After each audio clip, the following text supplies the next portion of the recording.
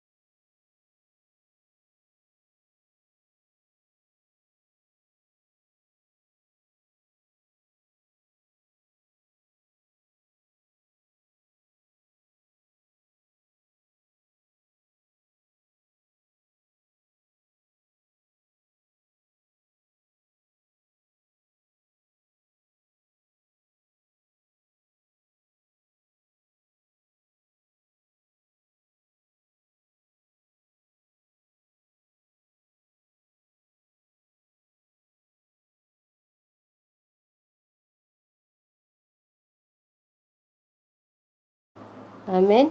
ప్రార్థన చేసిన సిస్టర్ గారికి వందనాలండి. అలాగే ఆరాధన నడిపించినటువంటి బ్రదర్ గారికి, బాలరాజు గారికి వందనాలు.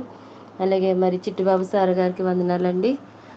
అలాగే మరి ఈ సమయాన్ని ప్రజలాడండి ఈ సమయాన్ని సామ్యూయల్ బ్రదర్ గారు వాక్యాన్ని అందిస్తారు.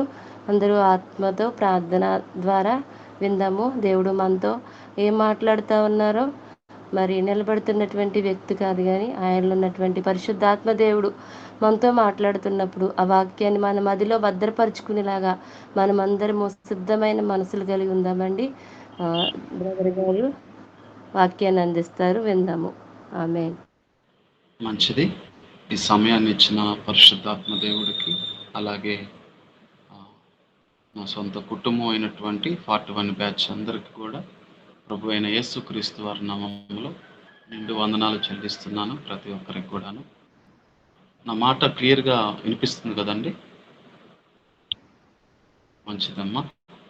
కొద్దిసేపు మనము ప్రభు ఏదైతే ఈ యొక్క ఉదయకాల సమయంలో మాటలు ఏర్పాటు చేశాడో